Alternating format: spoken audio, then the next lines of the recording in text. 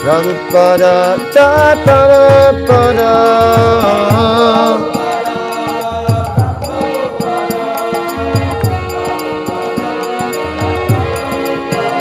Prabhupada Prabhupada Prabhupada Jaya Jaya Prabhupada.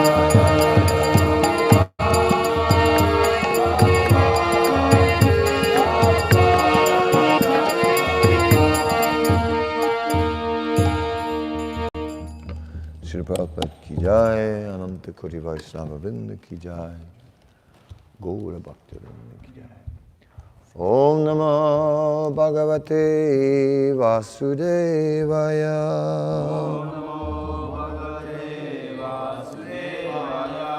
Om Namo Bhagavate Vasudevaya.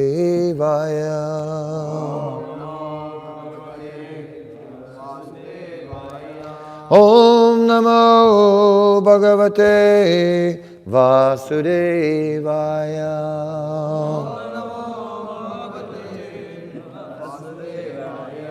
Om Namo Bhagavate Vasudevaya.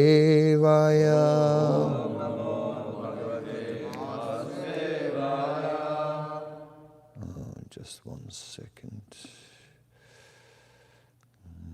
16. Would you like a physical book? I'm there now. Well, you can look at it anyways. Okay. Looks nice. Kim va Shiva Kyam ma Shivam na. No, that's another one, huh? I'm in the wrong book, wrong? Oh, yeah, I'm in the wrong canto. Ah. Okay, but the book, I think, is already a ribbon. Not at the right verse, but close.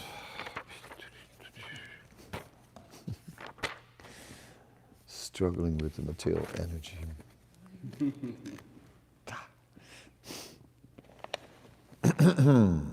Reading from Srimad Bhagavatam, 3rd canto, chapter 4, entitled Vidura Approaches Maitreya, text number 16. Karmanya niyasya bhavo bhavasyate Durga shrayutari bhayat palayanam Kalatmano yat pramadayutashrama Swadman rate kityati dirvidam miha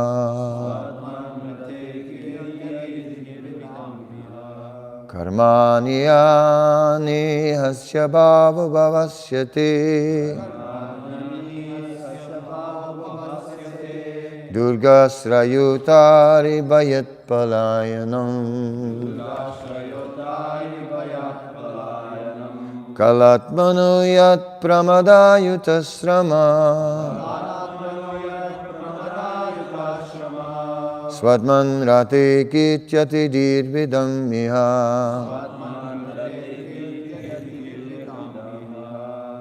Karmanyani hasya bhavo bhavasyate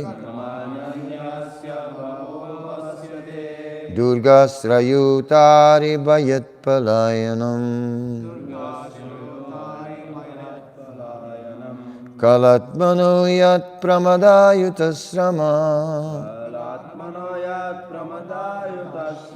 Swadman rate kityati dirvidam miha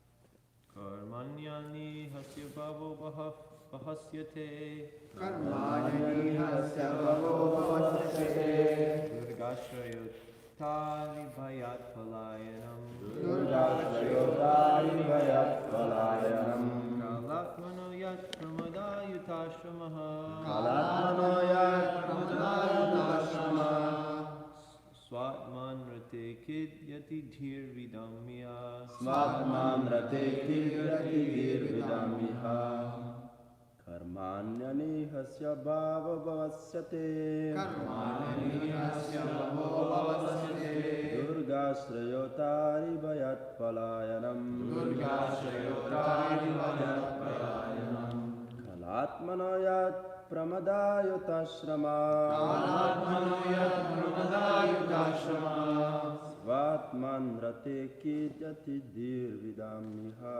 Svatman rate kiryati dirvidamiha Karmanyani hasya bhavo bhavasyate Karmanyani hasya bhavo bhavasyate Durga shrayotari bhayat palayanam Durga shrayotari bhayat palayanam Kalatmano yat pramadayutashramaha Kalatmano yat pramadayutashrama Matman rate kiryati dirvidamiha Svatman rate kiryati dirvidamiha Mataji. Karmanyani syabhavo bhavasyate Karmanyani hasya bhavo bhavasyate Durgashrayotari bhayat palayanam Durgashrayotari bhayat palayanam Karmano yat Kalatmano yat pramadayutashrama Svatman rate kiryati Svatman rate kiryati dirvidamiha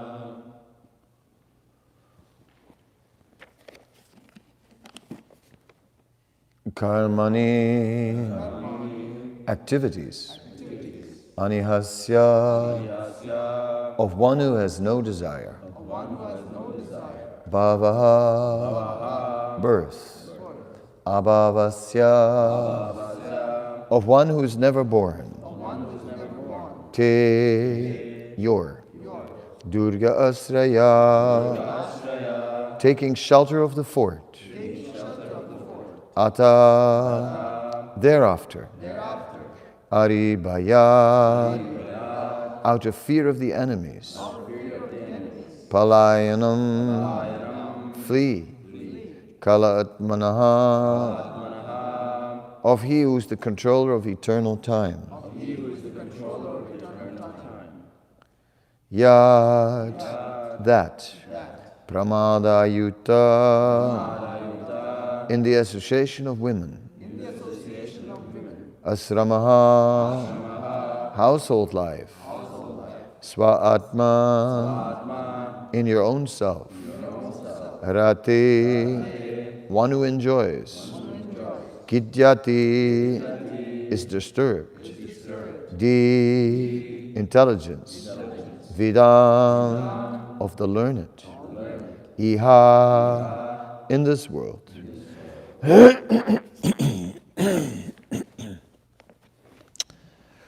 One sec.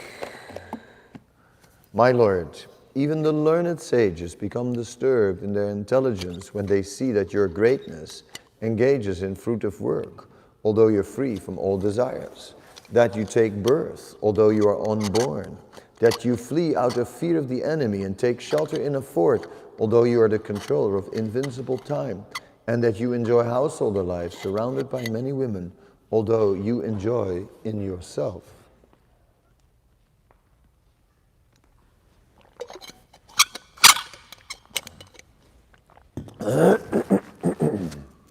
Purport. Pure devotees of the Lord are not very much concerned with philosophical speculation in regard to transcendental knowledge of the Lord, nor is it possible to acquire complete knowledge of the Lord. Whatever little knowledge they have about the Lord is sufficient for them, because devotees are simply satisfied in hearing and chanting about the transcendental pastimes of the Lord. This gives them all transcendental bliss. But some of the pastimes of the Lord appear contradictory. Even to such pure devotees in this Uddhava, ask the Lord about some of the contradictory incidents in his pastimes.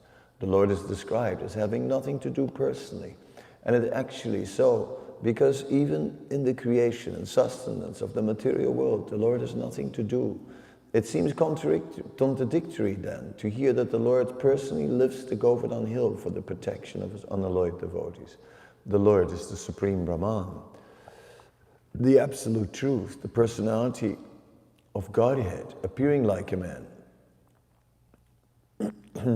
But Uddhava had doubts whether he could have so many transcendental activities. The purport continues, and I'll comment and then continue reading. Om Jnanatimanandasya Gnanana Salakaya Shakshura Militam Yena Tasmai Shri Gurave Namaha.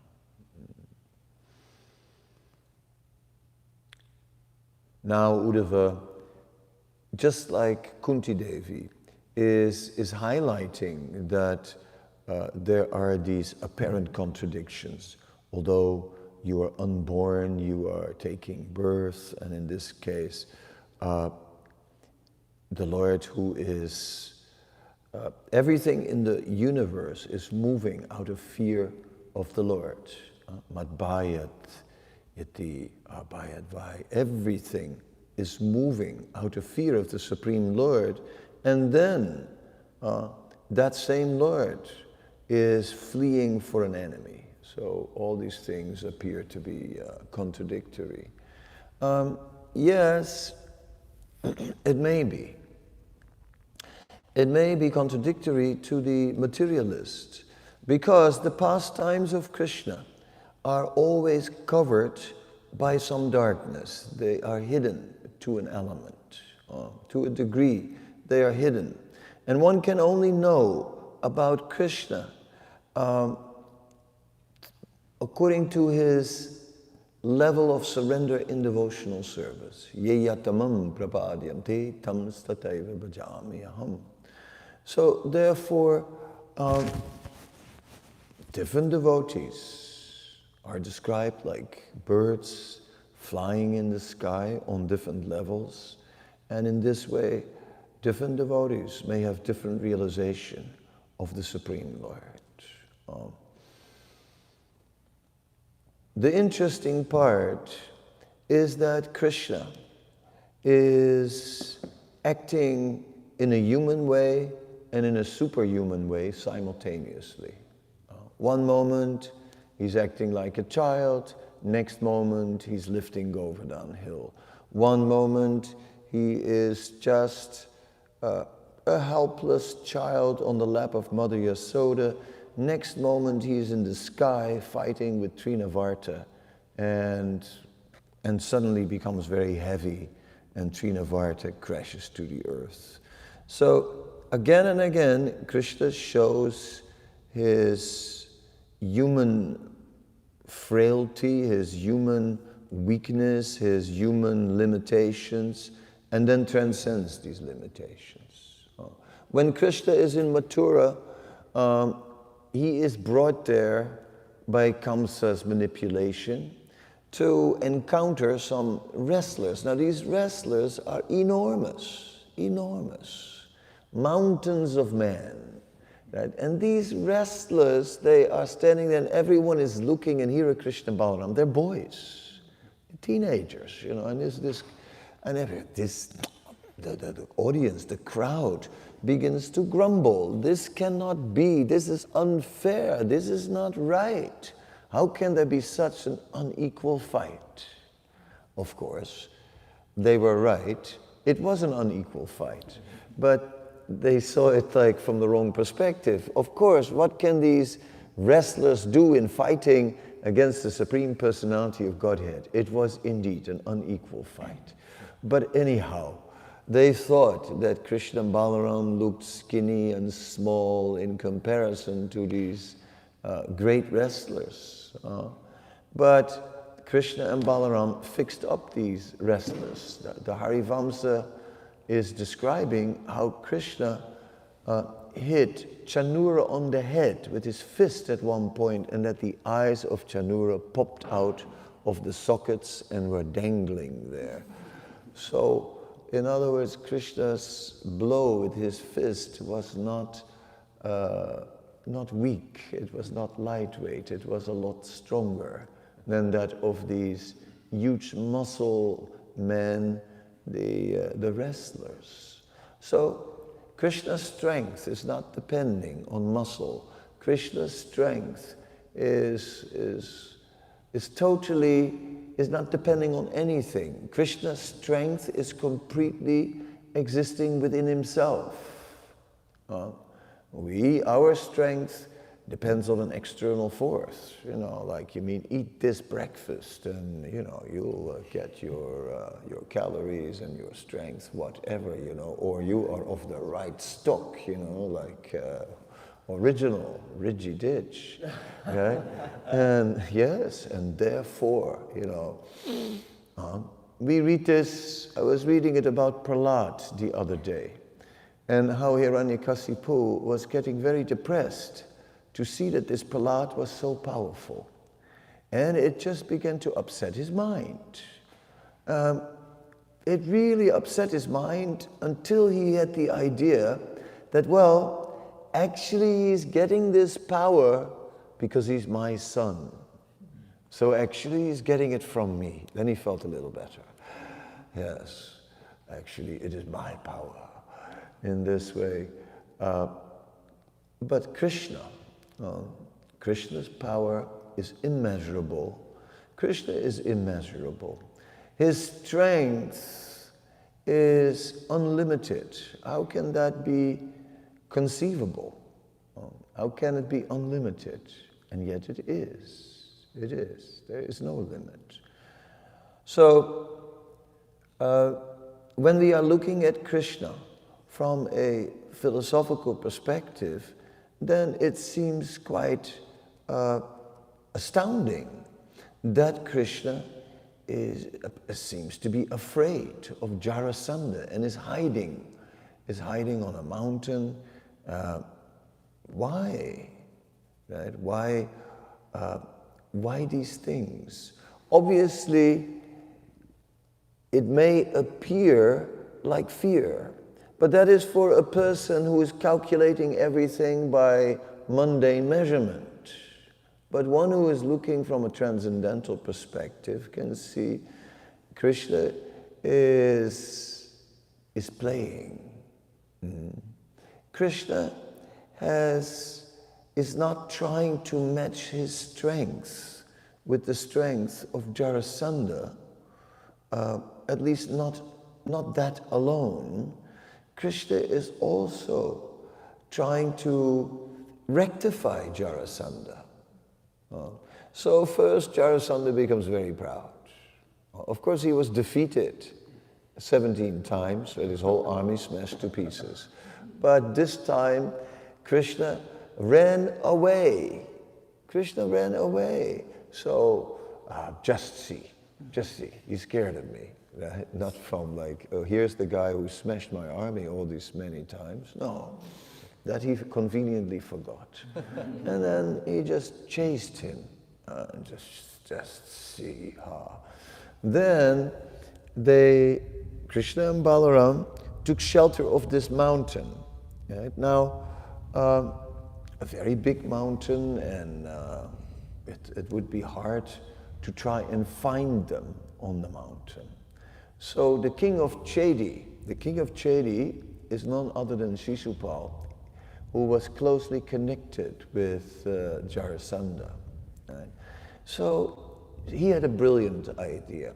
He said, what we will do, we will take wood and we will pack it against the base of the mountain, then we set fire to it. So the Harivamsa describes this pastime in great detail, and it's quite nice. It describes that the fire created so much heat that the mountain cracked, and then the water became heated by that great fire, and it became steam. And then, because the mountain cracked, the steam came out, and it threw the rocks onto the army of Jarasandha. And many soldiers, they were actually killed as a result of this. Meanwhile, it said Krishna and Balaram were up on the mountain. And we know that at one point they jumped off the mountain. So again, it may appear that they jumped out of the mountain out of fear, because there was a huge fire coming up that mountain. It was getting too hot for them, so they jumped. Right? One might be under that impression. Harivamsa points out, no, that is not the situation. That's not the situation. Actually, what happened was, when they were up on the mountain, then there was a lot of orchards. There were many orchards, and there were many flowers full of honey, and Balaram began to drink the honey. And Balaram became intoxicated, it says. And then Balaram, he said to Krishna, look at this, and he jumped off the mountain. Then Krishna couldn't stay behind. He said, okay, he also jumped off the mountain, like this. So the demons, the materialists, become bewildered and think, yes, Krishna is just a human being. Yes, he can be defeated. Yes. And their pride is growing until they get defeated. So in this way, Krishna is trying to bring them down from their platform of false pride to a point of humility. That is what Krishna is doing with the conditioned souls. Basically, the entire material world is arranged in that way. Look at us, here we are, young and strong and ready to go. And then with time, it slows down a little. The dancing turns into a shuffle, right? With every once in a while a jump, but not too long, because otherwise you have to pay for it. I have seen some elderly devotees running up and down in a Ratiyatra Kirtan, and later lying on the bed upstairs with, with heart palpitations. What can we say? Time is such, names withheld, time is such that it makes us bow down. It makes us bow down. It makes us more humble as we are losing our power. That is Krishna's arrangement. So Krishna has deeper purposes. When Krishna is fleeing for Jarasandha, he is simply playing with Jarasandha's false pride, which he's trying to bring down. When Krishna is becoming a householder, and Krishna has 16,108 wives, one should not think that Krishna is in need of wives because he has desires to fulfill. Krishna has no such desires. But because these 16,108 wives of Krishna are all devotees, they had purchased Krishna by their devotion, and therefore he accepted them. Just like the coward boys, we can say, Krita Punya Punja, what austerities they have performed. What have they done in devotional service to attain that? To become the wives of Krishna. That was something extraordinary. But to an ordinary person, saying, oh, Krishna is just enjoying his senses like everybody else. That's what Sisapa was thinking. He's just like me. I'm also very wealthy. Right? Oh yes, I also have many wives. I have so many things. Yes. Palaces, yes. I have so much wealth. More than him. Yeah. Why you're worshipping this Krishna? Here in the Rajasuya sacrifice is the most prominent personality. There are many elders here. He's just like me. Right? That's how the materialist is minimizing Krishna. But Bhishma Dev was a devotee. So Bhishma Dev, he could see the transcendental nature of Krishna. And then during the Rajasuya sacrifice, Bhishma Dev, who was the elder, and who would have been maybe the suitable person, socially speaking, to be worshipped as the one presiding over the assembly. Because there was an assembly, he was the eldest. So he'd say, okay, give it to the eldest person, the most respectable. He's like powerful. Bhishma Dev would have been the person. He's spiritual, perfect, right? According to Sisapa. But Bhishma Dev understood that Krishna is not of this world. Krishna is the Supreme Personality of Godhead. But devotees understand that Krishna, although he has all opulences, although he has all strength, all knowledge, all beauty, all fame, all renunciation, which one did I forget? Oh God, always these lists. Anyway, all knowledge, yeah, knowledge. All knowledge, all fame, all beauty, all strength, all renunciation, and? Huh? Wealth, thank you, yeah. Very good. All wealth. We already discussed it with Sisapa. So anyway, Krishna has all the opulences in full, unlimited, all these opulences. And we understand that that's not the most important. When the materialist who has for so long been preoccupied with getting material power and so impressed with the material powers and seeing that Krishna is here and he's the supreme controller, then that becomes the most important.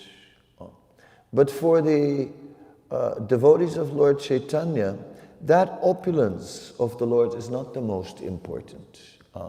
It's not his Aishwarya that is most important, it's his sweetness.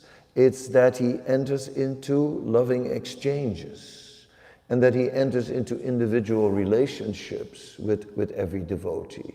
That's why Krishna is acting in a human form, because if he's the all-powerful, then all we are just on our knees, oh, all-powerful Lord, please don't send any thunderbolts in this direction, O Lord, then we will be living in fear of the Lord. But when we see that the Lord has deep sentiments for his devotees, and that the Lord deeply cares about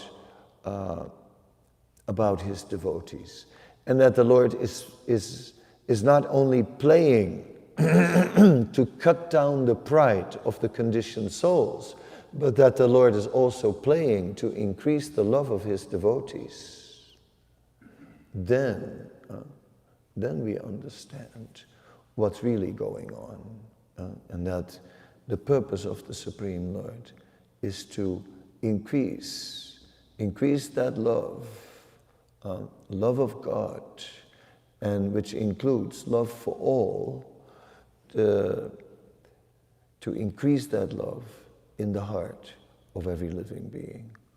That is why Krishna is performing these apparently contradictory pastimes. Why he apparently is one moment superhuman and one moment very human. And how can these contradictions be understood when he's indeed all-powerful? Because he likes to hide his all-powerful nature to capture his devotees, to make Mother Yasoda think that he's a child, and that if she doesn't care for him, that he will die, that he completely depends on her care. And in this way, he just binds her, right? Before Mother Yasoda binds Krishna, Krishna first bound Mother Yasoda, right? So Mother Yasoda, completely bound by love to Krishna. He is binding every devotee. He bound us too. Maybe our love is not very deep, but at the same time, we can't go. We can't stop now. Could we just be an ordinary, mundane person again? Could we go back to saying there's only this life and that's all there is? Srila Prabhupada was saying it when he spoke to this Professor Kutovsky. It's like, there's just one little life? I think there's only one little life? And you have to do everything in this life. This is all there is. And you have to fulfill every desire, all the unlimited ones you have in this one little life. Anxiety. Enjoy your senses all at the same time, right? Otherwise you're going to miss out. Yeah? So all of them simultaneously as much as possible. And pep yourself up so that even in old age you can still enjoy. 88, still going strong. Sense gratification to the max. Enjoy. Yeah. And then croak it eventually.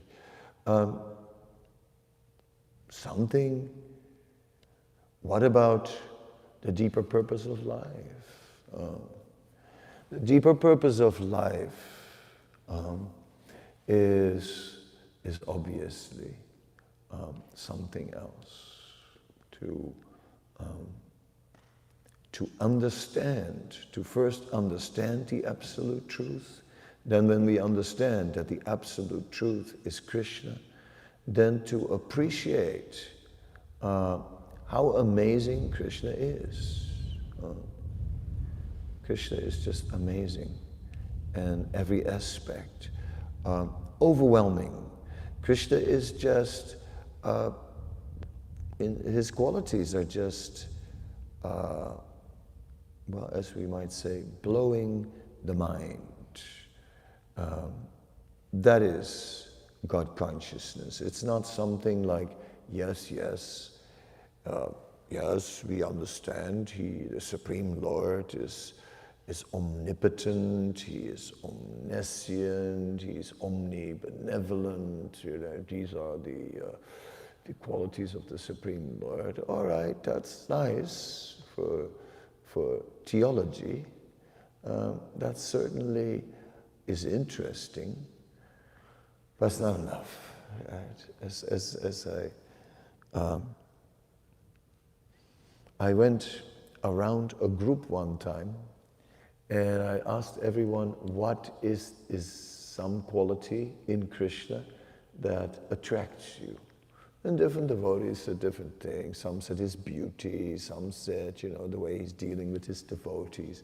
And one person said, because he's the cause of the effect. And going like, the philosopher. Yeah, there was a philosopher there. Because he's the cause of the effect. Very nice. But that's not the most juicy part of Krishna. He is the cause of the effect.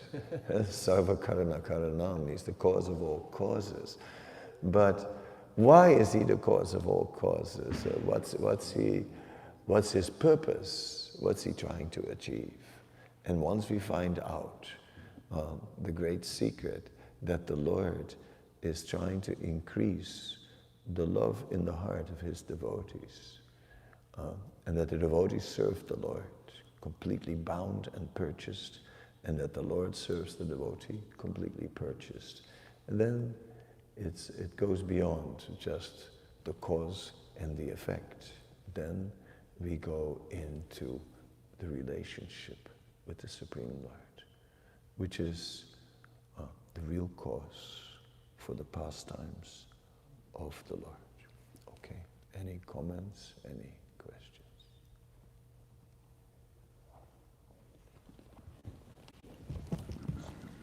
So we're talking about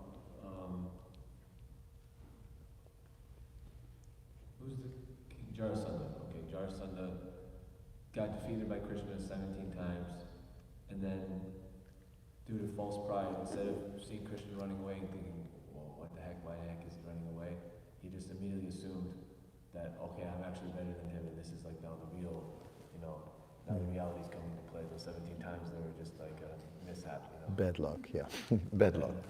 And so it kind of seems like, false pride can misconstrue perceptions of reality. Yeah. And so I was wondering, what do we do when this happens to like the devotees? Like, sometimes you'll see like devotees like, you like wake up, oh, not sleeping, like during japa or something like that, or there's different circumstances, and they may have some image of themselves, and then when it's brought out that, okay, that image of themselves is not really the reality, it's like there's some sort of issue. So, Mm-hmm.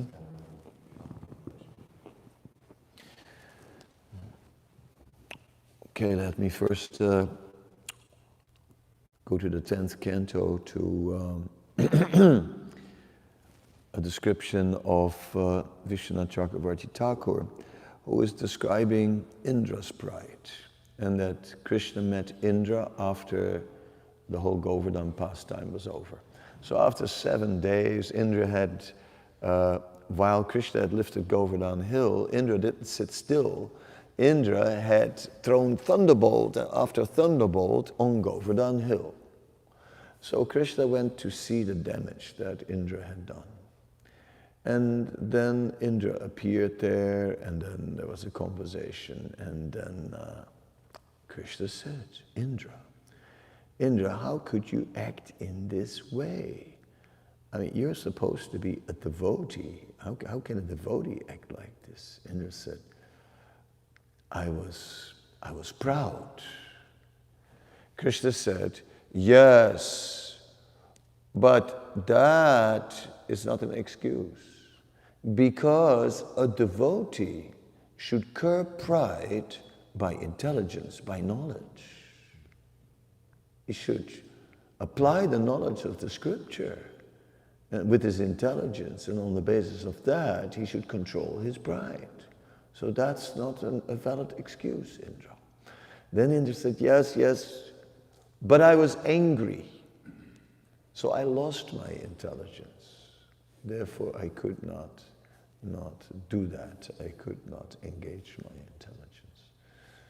So that particular discussion between Krishna and Indra in that situation indicates what to do.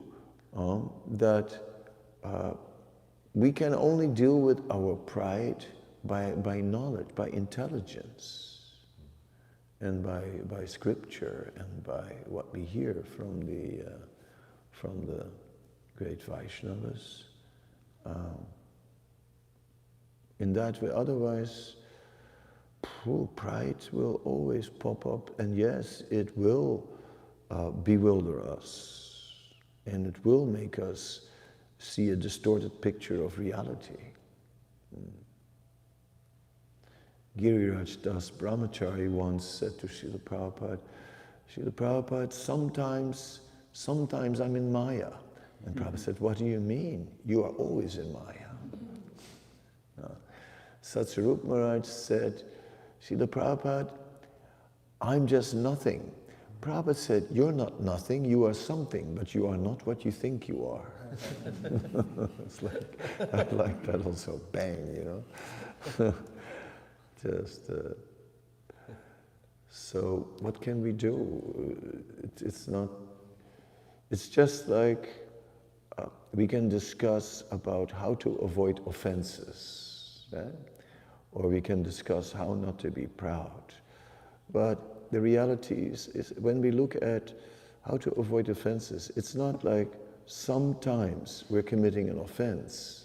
No, offense is our natural behavior. It's become our second nature.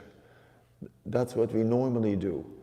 And only sometimes the clouds are opening up and there's a moment of light, you know, and a moment actually off the offensive platform. We're always offensive. Yes, we're always proud. We're always proud. How can we? So for now, Anartapasamam Saksat Bhakti Yoga Madoksaje, it gets purified by devotional service, and meanwhile, we control it by intelligence. And my Jagataka Swami told Prabhupada, I'm the most fallen. He said, you're not the most anything. Yes, not the most of anything. Anyone else?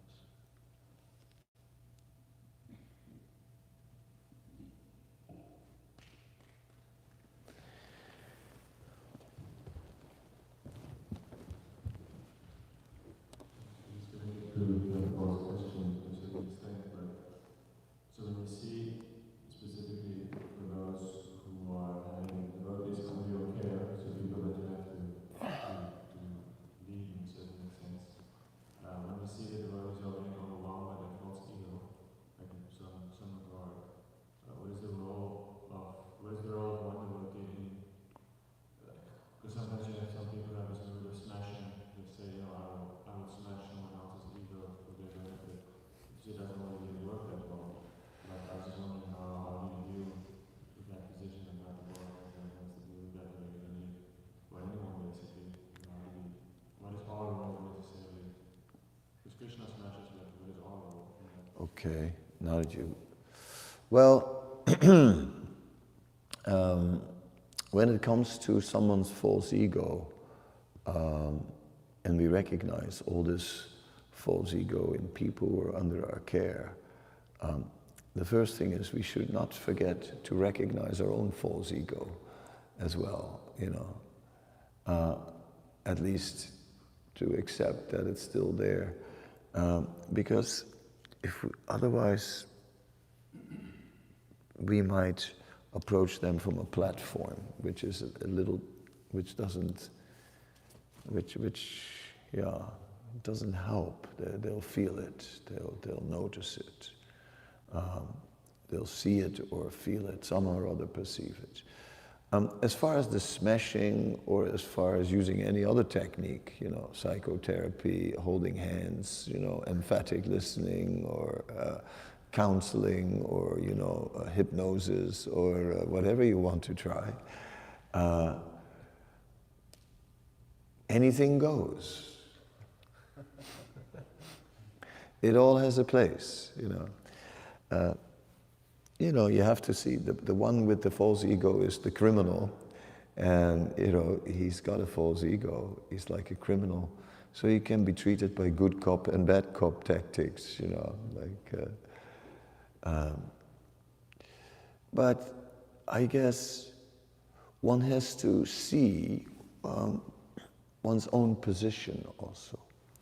Chanakya Pandit makes an interesting comment. He says, you cannot correct anyone unless you have a relationship with them.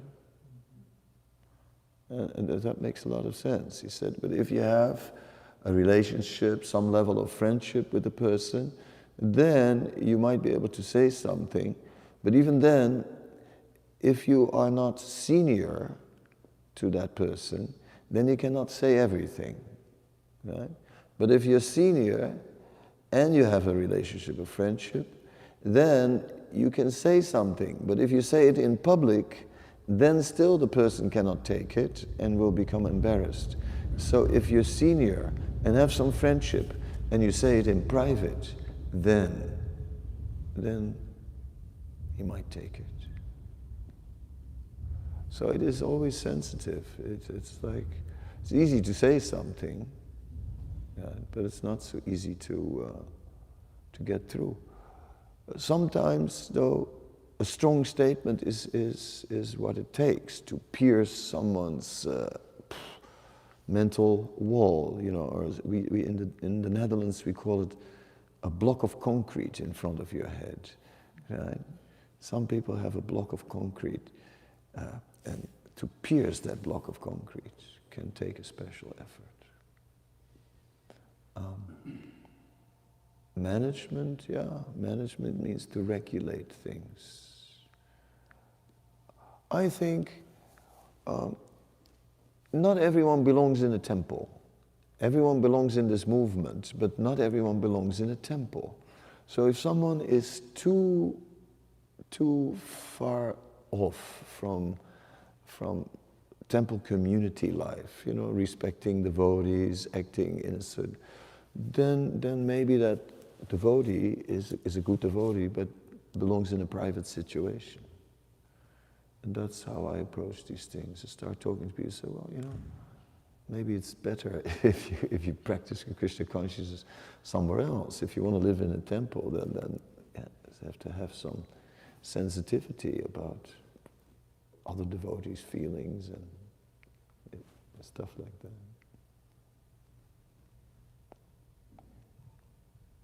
So I don't go for you. That I don't do. I'd rather go the community, broader. Okay. Thank you. Now. Yeah, I was in Vrindavan, I was the temple commander, and it was a rotten job. Because, it's a big temple, and the temple commander is in between the devotees and the management, and the temple president and vice president. The temple and vice president tell him what to do, they make the policies, and the temple commander has to execute the policies. He's got the job to tell the devotees, right? And he gets then, the devotees get upset with him. So it's a tough job. And one day, I walked upstairs in the ashram, and suddenly this French devotee jumps out of a room, stands in front of me, and goes, you think you are a big chief. I'm telling you, you are nothing. That's going like, whoa, whoa. I didn't even know him. I'd never seen him. And I really go like, who is this, Who is this? I thought about it later. I said, he must be the personified reaction of all my offenses that I've committed to the devotees in the cause of telling them what to do. Anyway, thank you very much. I am nothing, now you know. No, I'm not nothing, I'm something, but I'm not what I think I am. Hare Krishna. Srila Prabhupada ki jai. Jai.